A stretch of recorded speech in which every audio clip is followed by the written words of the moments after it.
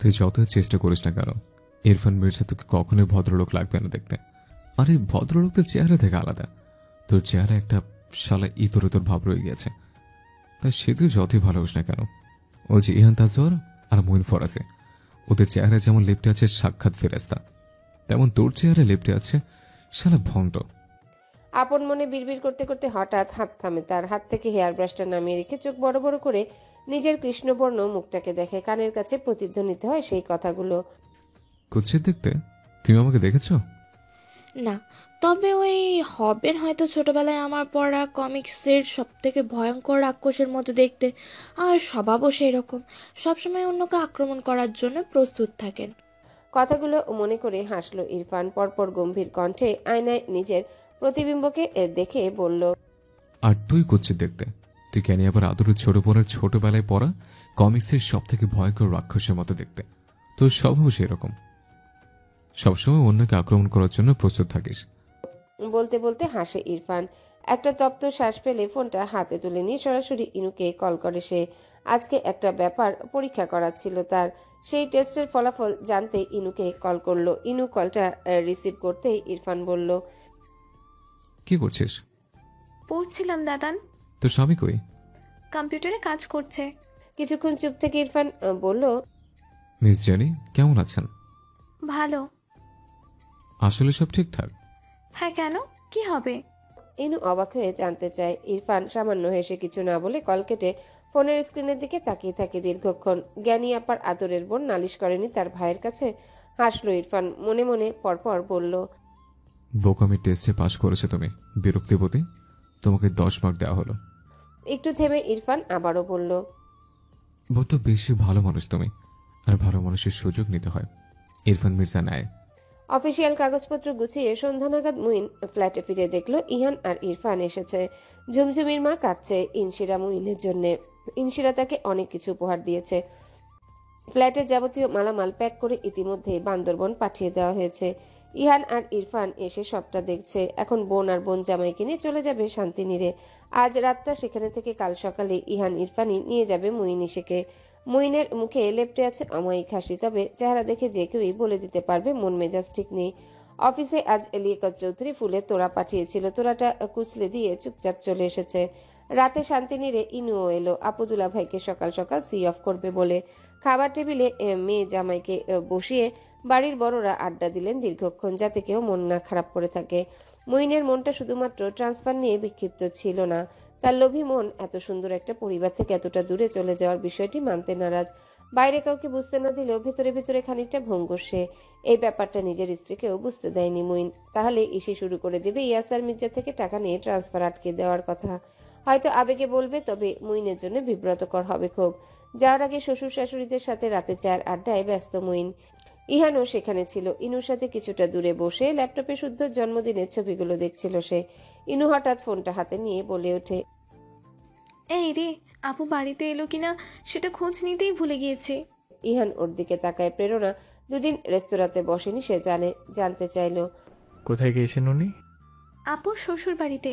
ইহান চুপচাপ নিজের দৃষ্টি নামিয়ে ল্যাপটপের স্ক্রিনে রাখলো। স্ক্রিনে প্রেরণার শুদ্ধর একটা হাস্যোজ্জ্বল ছবি।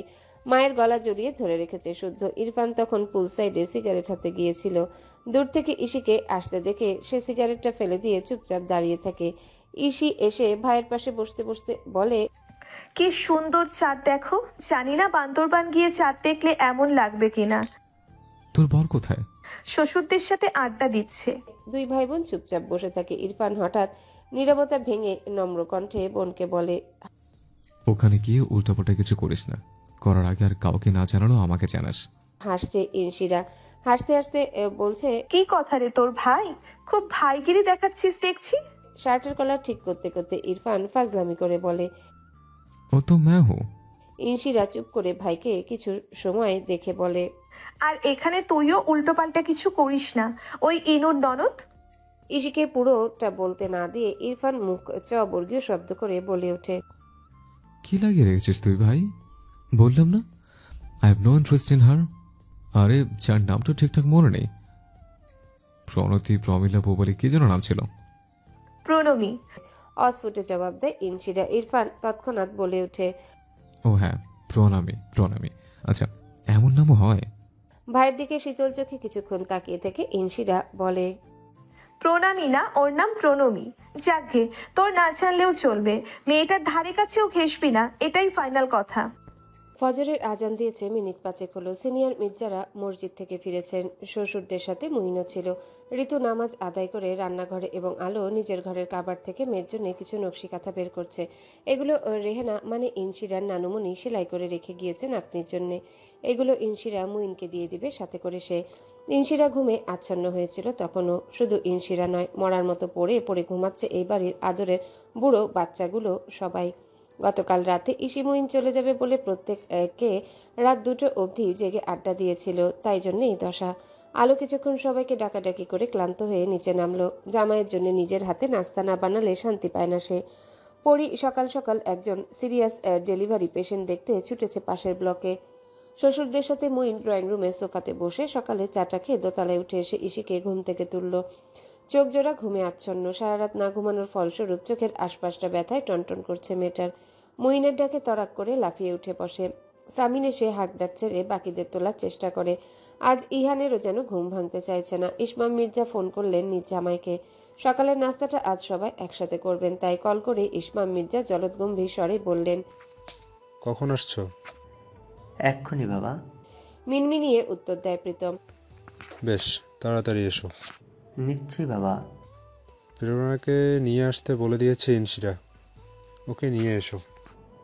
দেখছি বাবা। আচ্ছা, রাখছি। জি বাবা। ইসমাম কল কেটে ফোঁস করে একটা শ্বাস ছাড়ল। এই ছেলে বাবা ডাক ছাড়া একটা লাইনও বলে না। মাঝে মাঝে খুব বিরক্ত লাগে ইসমামের। অতিভক্তি চোরের লক্ষণ, শুধুমাত্র এই কথাটাই মনে হয়। তবে মাঝে মাঝে ভীষণ ভালোও লাগে। বাইরের একটা ছেলে কতটা সাবলীলভাবে তাকে বাবা বলে ডাকছে এটা ভেবে। শ্বশুরের দায়িত্ব পালন করে ইসমাম মির্জা উঠে দাঁড়ায়। ততক্ষণে দেখতে পায় ইনু চোখ ডলতে ডলতে নামছে। মেয়েকে দেখে হতাশ ইসমাম। কি স্বাস্থ্যের হাল দিনকে দিন বানিয়ে ছাড়ছে। খাবার টেবিলের কাছে গিয়ে ইসমাম পরীকে না পেয়ে আলোকে বলল, ও কি কাজ করে ও বাড়িতে? খুব একটু আলাদা ডেকে জানতে চেও তো। আলো অবাক হয়ে বলে, কাজ করলে কি? ওটা তো ওর বাড়ি। ইসমাম কিছু বলে না। আলো বলতে থাকে, তুমি শুধু রেজাল্টের কথা ভাবো। মেয়ে তার বাড়িতে অবশ্যই কাজ করুক। এমনিতে এসব না শিখে আমরা ভুল করেছি, চরম ভুল। একজনকে দেখো কাজ করতে গিয়ে এখন ঘর পুড়িয়ে দিচ্ছে। অবশ্য এর জন্য তোমরা 3 ভাই আমাদের থেকে 1 চুলো কম দায় নও। যখনই ওদের কাজ শেখাতে যেতাম তখনই চেঁচিয়ে উঠতে, না আমার আম্মারা কাজ করবে না। ইসমাম হাসতে হাসতে সেখান থেকে প্রস্থান নেয়। আলো আর বাড়ির বউদের এ ধরনের খুচাখুচি কথা শুরু হলে সারাদিন চলতেই থাকে, তাই অল্পতেই কেটে পড়ল সে। ওয়াশরুম থেকে ফ্রেশ হয়ে ভেজা চুলে টাওয়েল পেঁচে এসে বেরিয়ে নিজেদের ব্যাগেজগুলো চেক করে নিতে থাকে। মুইন ততক্ষণে পোশাক পাল্টেছে। ব্রেকফাস্ট করে বেরিয়ে পড়বে তারা। নতুন পরিবেশ, নতুন গন্তব্য। ইশিকে তেরছা নজরে এক পলক দেখে মুইন চোখ সরিয়ে নেয়। এখন মুখমণ্ডল স্বাভাবিক। এই মেয়ের চঞ্চলতা দেখে মনে হচ্ছে ট্রিপে যাচ্ছে 1 সপ্তাহের জন্যে। নিজের জন্য একটা সালোয়ার স্যুট বের করে সেটা পরে নেয় ইশি। মুইন নিচে নামে। সবাই প্রীতমের অপেক্ষায় ছিল। প্রীতম এসেছে একা, সাথে করে প্রেরণাকে নিয়ে আসেনি। গতকাল রাতের ট্রেনে ফিরেছে প্রেরণা। মাথা ব্যথায় থাকায় আসতে পারেনি।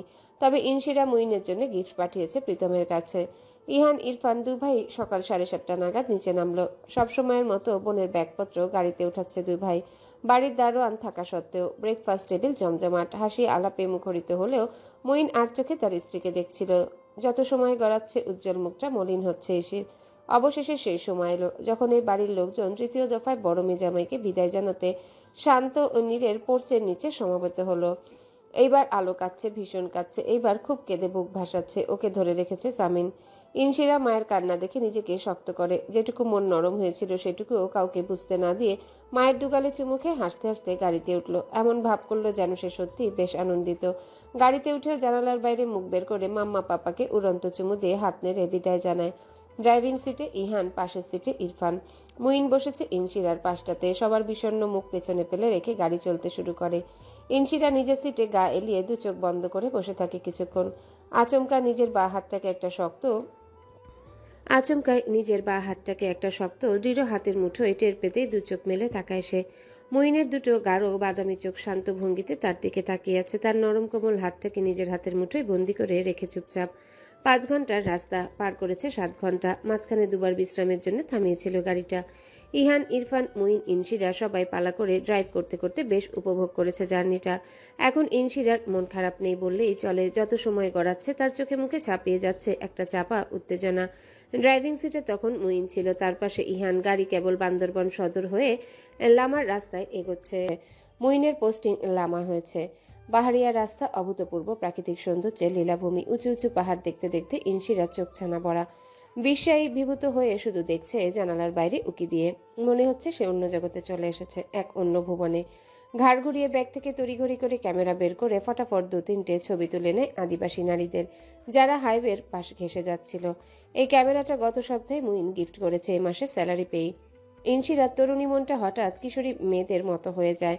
অন্য ভুবনের সান্নিধ্যে এসে তারা ক্রস করছে বন্যপ্রাণী সংরক্ষণ এরিয়া। রাস্তার দুধারে ছোট ছোট টিলার উপরে হরিণ শাবক দেখে মুগ্ধ নয়নে হাঁ করে তাকিয়ে থেকে দুম করে চেঁচিয়ে ওঠে, এসপি এটা কি? এ তো মহানগরীর চেয়েও সুন্দর, যেন স্বপ্নপুরী। ওর বাচ্চামি দেখে সবাই চুপচাপ হাসে। ইনশিরা তখন আপ্লুত হয়ে বলে, ট্রান্সফার থেকে যদি দারুণ কিছু হয় তবে ট্রান্সফারই ভালো। মুইন ড্রাইভ করছে। ইহান রাগি চোখে বোনের দিকে তাকায়। এ ধরনের হালকা রসিকতা তার পছন্দ হয়নি। ইনশিরা নিজের বের করে রাখা দাঁতের পাটি আড়াল করে নেয় বড় দাদানের রাগী দৃষ্টি দেখে। মুইনকে কার্যালয়ের সামনে নামিয়ে দিয়ে তারা ফের রওনা হয় কটেজের উদ্দেশ্যে। মুইন এখান থেকে তার হাজিরা দিয়ে তারপর যাবে। রাত 8টা বাজে ইনশিরা কটেজে পৌঁছায়। ওখানে গিয়ে দেখতে পায় কটেজ একেবারে পরিপাটি, শুধু জিনিসপত্রগুলো গুছিয়ে নিতে হবে। জানতো আজ রাতে কিছুই হবে না। আজ রাতের খাবারটা তারা সাথে করেই নিয়ে এসেছিল। সাংবাদিকদের সাথে মিটিং শেষ করে মুইন দ্রুত ফিরল নিজের কার্যালয় থেকে। রাত 10টার কাছাকাছি তখন 4 জন মিলে কটেজটা পুরো গুছিয়ে নিল আসবাবপত্র সাজিয়ে। মুইনের শত বারণ সত্ত্বেও ইহান আর ইরফান শোনেনি। 2 ভাই হাতে হাতে তৃতীয় দফায় সাজিয়ে দিল বোনের সংসারটা। পাশাপাশি 2টো রুম, একটা রুমে এসি রয়েছে, আরেকটা রুমে নেই। মুইন, ইহান আর ইরফানকে এসি রুমটা ছেড়ে দিল থাকতে। 2 ভাই তো মরে গেল ওই রুমে থাকবে না বলে পণ করেছে। অগত্যা হাল ছেড়ে দিয়ে মুইন, ইসি নিজেদের ঘরে শুলো। আর মির্জা বাড়ির দুলালেরা সেদিন রাতে বোনের বাড়িতে একটা নর্মাল রুমে পার করে দিল খুশি খুশি। ডিফেন্স ক্যারিয়ারে ইহান এসবে অভ্যস্ত হলেও ইরফান নয়। তবুও বোনের বাড়িতে নিজের আয়েসের জন্য একটু ভ্রুক্ষেপ হলো না তার। মুইন ইসির নতুন সংসারের আজ 5 দিন। ইহান, ইরফান পরের দিন ভোরে ফিরেছে ঢাকায়। এখন যে যার কাজে ভীষণ ব্যস্ত। শান্তিনীরের মহিলারা ব্যস্ত তাদের গৃহিণী জীবন নিয়ে। এদের মধ্যে পরি একটু ব্যতিক্রম। সে পেশাজীবী মানুষ, তার ব্যস্ততা আছে। তবে আলো আর ঋতু সারাদিন কাটে নিজেদের বুড়ো স্বামীর সাথে বুড়ো বয়সের আলাপ পেরে, রান্নাঘরে অথবা মেয়ে জামাইয়ের সাথে ভিডিও কলে কথা বলে। বাড়ি পুরুষেরা ওল্ড ক্লাবে জয়েন হয়েছে সময় কাটাতে। বিকেলে বিকেলে গল্ফ খেলতে চলে যায়। অফিসের দায়িত্ব ইরফানকে দিয়ে। ইরফান অত্যন্ত নিখুঁতভাবে ঘরে বাইরে নিজের কাজগুলো করছে। ওর নামে আর কোনো কমপ্লেন আসেনি দেখে আগের তিক্ততায় ভয় কিছুটা কমেছে বড়দের মাঝে। এখন 2 ভাইয়ের জন্য দেখে শুনে বউ নিয়ে আসলে তাদের ঘাট থেকে মহা দুশ্চিন্তা নেমে যাবে। ভদ্রবেশে অফিসে যায় ইরফান। সন্ধ্যার আগে আগে বাড়ি ফেরে। বন্ধুদের বাড়িতে ডেকে আড্ডা দেয়। ঋতু যেখানে সেখানে সিগারেটের টুকরো খুঁজে পায় না আর। খুব গোছালো হয়েছে ইরফান। মায়ের মন এসব দেখে স্বস্তি পায়। তার দিন কাটে আল্লাহর নাম নিয়ে। ইহানের কানের কাছে বিয়ের কথা তুলে 3 বেলা এবং ইনশিরাকে বাচ্চা নেওয়ার কথা বলতে বলতে। এই তো এভাবে দিন কাটছে সবার স্বাভাবিক জীবন, নির্ঝঞ্ঝাট প্রতিদিন। নিউটাউন রোডের আপার ক্যাফেটা বলতে গেলে রাজনৈতিক আড্ডাখানা। এখানে যখন একটা দল আসে তখন গোটা ক্যাফেটাই ব্লকড হয়ে যায়। ইহান মাঝে মাঝে ছেলেদের নিয়ে চলে যায়। আজ যেমন এলো, বিকেলে ঘণ্টাখানেক এই ক্যাফেতে কাটিয়ে বিল পে করে যখন ক্যাফের বাইরে পা রাখলো, ঠিক তখন আচম্বিতে কারোর সাথে হুট করে ধাক্কা লাগে ইহানের। নিজেকে সামলে নিয়ে আগন্তুককে সরি বলার সময়টাতে ঘুরে তাকাতে ইহান দাঁড়িয়ে পড়ল। থমকে দাঁড়িয়ে পড়ল সেই নারীও। মিনিটখানেক হলো ইহান কথা বলতে ভুলে গিয়েছে। যখন হুঁশ এলো, চোয়াল শক্ত করে পাশ কাটিয়ে যেতে নিলে সেই মহিলা ডাকলো, ইহান কেমন আছিস? চুপচাপ দাঁড়িয়ে পড়ল ইহান, যদিও সে নির্বিকার। তোষা এগিয়ে এসে ওর মুখোমুখি দাঁড়ায়। নিজে থেকেই ছটফটিয়ে বলে, কেমন আছিস তুই? কি করছিস এখানে? Fine, I have some business to take care of. রাশভারী গলায় জবাব ইহানের। তোষার পরনে স্লিভলেস কুর্তি। আর্মিতে আছে। যার সাথে তোষার বিয়ে হয়েছে সেও ইহানেরই ঘনিষ্ঠ বন্ধু, যার সাথে সম্পর্কে জড়িয়ে ইহানকে ধোঁকা দিয়েছিল। তোষা ইহানকে দেখে সেই পরিচিত গম্ভীর মুখ, তাকায় ওর হাতের দিকে। এক হাত পাঞ্জাবির পকেটে রেখে আরেক হাত মুষ্টিবদ্ধ করে দাঁড়িয়ে আছে। তোষা হাসার চেষ্টা করে বলল, ইনু ইসির বিয়ে হয়েছে শুনলাম। অল্প কথায় জবাব ইহানের। তোষা কোনো কথা খুঁজে পাচ্ছে না। সবকিছু বাদ দিয়েও মাধ্যমিক লাইফ থেকে ইহানের খুব ভালো বন্ধু ছিল সে। হঠাৎ এতদিন পর দেখা হওয়ায় ভীষণ আবেগপ্রবণ হয়ে পড়ল। ভুলে গেল 3 বছর আগে সে কি করেছিল ইহানের সাথে। ইহান অস্বস্তিতে পড়েছে, তার রাগ অনুভূতি কিছুই অবশিষ্ট নেই বাকি। ঠান্ডা গলায় তোষাকে বলল, তোর হাজবেন্ড কেমন আছে? কোন ক্যান্টনমেন্টে এখন? তোষা নিজের স্বামীর কথা চেপে গিয়ে বলল, আমি যশোর ক্যান্টনমেন্টে, এখন ছুটিতে। আমি প্রেগনেন্ট ইহান। ইহান ওর দিকে শান্ত চোখে তাকিয়ে রোবোটিক আওয়াজে বলে। কংগ্রাচুলেশন। সামান্য হেসে তোষা বলল, প্লিজ আমাকে নির্লজ্জ ভাবিস না। তোকে অনেকদিন পর দেখে এত ভালো লাগছে। পুরো দোস্তর পলিটিশিয়ান হয়েছিস। নানা জায়গায় তোর পোস্টার দেখি, ভালোই লাগে। ইহান নিশ্চুপ দাঁড়িয়ে আছে। তোষা বলে, তোর রাফনেস নেই আগের মতো, কেমন ঠান্ডা হয়েছিস। সামান্য হেসে তোষা বলল। ইহান নিশ্চুপ দাঁড়িয়ে আছে। তোষা বলে, ঠোঁট বাঁকিয়ে সামান্য হাসলো ইহান। তাদের পাশ ঘেঁষে ঠিক তখন একটা স্কুটি এসে থামে। স্কুটিতে প্রেরণা ছিল। এখানে আপারের পাশের বুটিক্সে তার একটু কাজ আছে বলে এলো। তাড়াহুড়ো করে নেমে প্রেরণা মুখোমুখি হয় ইহান আর তোষার। আপারের বিপরীতে কনস্ট্রাকশনের কাজ চলছে, রাস্তায় স্থান সংকুলান। প্রেরণা মাথা তুলে ওদের দেখতেই দাঁড়িয়ে পড়ল, তার হাতে একটা বক্স। ইহান প্রেরণাকে দেখতে পেয়ে ভীষণ অস্বস্তিতে পড়ে গেল। এমনটা কেনই বা তার হলো সে বুঝতে পারল না। তোষা তাড়াহুড়ো করে ইহানকে বলেই নিজের গাড়িতে উঠতে প্রেরণা এগিয়ে এলো, ইহানকে সালাম দিল। ইহান সালামের জবাব দিয়েই বলল, ফ্রেন্ড অ্যাকচুয়ালি। প্রেরণা তৎক্ষণাৎ চোখ বড় বড় করে তাকালো ইহানের চোখে। গম্ভীর ইহান তাজওয়ারের হুটহাট এমন অস্বাভাবিক আচরণে অবাক হতেই হয়। লোকটা এমনভাবে বলল যেন প্রেরণা জানতে চেয়েছে মেয়েটাকে। ভারী অদ্ভুত ঠেকলো প্রেরণার কাছে। অমায়িক হেসে প্রেরণা বলল, আপনাকে এখানে পেয়ে ভালোই হলো। আসলে ইনু পায়েস রেঁধেছিল এবং ও চায় এটা শান্তিনীরের সবাই খাবে। ওর কোচিং আছে বিধায় বক্স ভরে আমাকে দিল, বলল আপনার পার্টি অফিসে রাখতে। আমার এখানে কাজ ছিল, আপনাকে তো পেয়ে গেলাম এখানে। এটা আপনি নিয়ে নিলে আমার আর পার্টি অফিসে যেতে হবে না কষ্ট করে। নিবেন? ইহান হাত বাড়িয়ে বক্সটা নিল। প্রেরণা ইতস্তত করে বলল, মাইন্ড করলেন? মাইন্ড করবো কেন? ধীরে ধীরে প্রশ্নটা করলো ইহান। আপনি নেতা শ্রেণীর লোক, এভাবে বক্স হাতে ধরিয়ে দিলাম, এটা প্রেস্টিজের ব্যাপার আছে তো। বলেই প্রেরণা হেসে ফেললো। হাসি থামিয়ে বলল, মজা করেছি, আসছি। কি সুন্দর হাসি! এই মহিলা যখন হাসে একেবারে চোখ দিয়ে হাসে। সরাসরি ইহানের বক্ষপটে গিয়ে আঘাত করলো সমুদ্র নীলার হাসির ঝঙ্কার। প্রেরণা তার দৃষ্টিসীমার বাইরে যাওয়া অবধি ইহান ওকে দেখলো। পরপর একটা বিষয় মাথায় আসতে অস্বস্তিতে নিজের মাথার চুল টানলো ইহান। সে প্রেরণাকে আগ বাড়িয়ে কেন বলতে গেল তোষা ইহানের ফ্রেন্ড? কি ভেবেছে মহিলা কে জানে। নিজের প্রতি বিরক্তিতে মুখটা তেতো করে হাতে বক্স নিয়ে কপাল কুঁচকে দাঁড়িয়ে আছে ইহান। অফিসের কাজগুলো ইসি ভালো সামলাতে পারছে। ইরফান যদিও খুব হেল্প করে। দিনে মোট 3 ঘন্টা ব্যয় করে হিসেব দেখে বাকি সময়টা নিজের ইচ্ছে মতো কাটায়।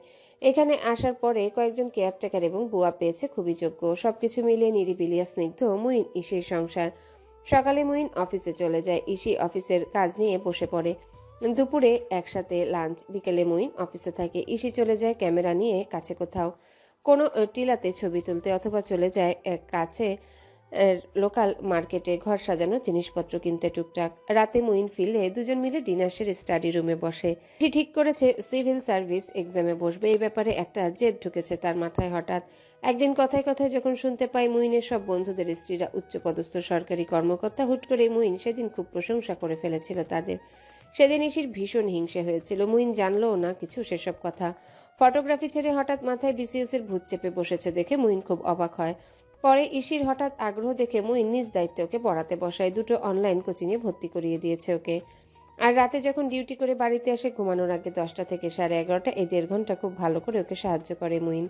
এই বিষয়ে ইসির একটু অলসতা নেই। মুইনও সারাদিন খেটে এসে অলসতা করে না, ক্লান্ত হয় না।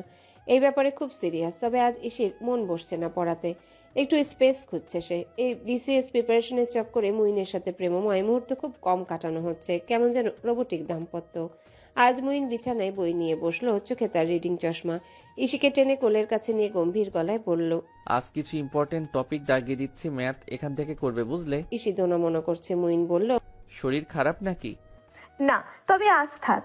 শরীর খারাপ না হলে থাকবে না, বিসিএস মুখের কথা না।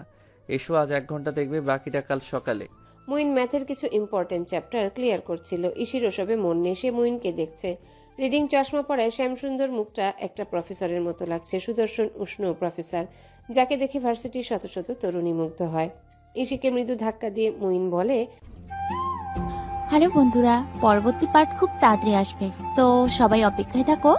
আর চ্যানেলটি যারা এখনো সাবস্ক্রাইব করনি তারা পরবর্তী পার্ট দেখার জন্য চ্যানেলটি সাবস্ক্রাইব করে রেখো। ধন্যবাদ সবাইকে, আমাদের সাথেই থেকো।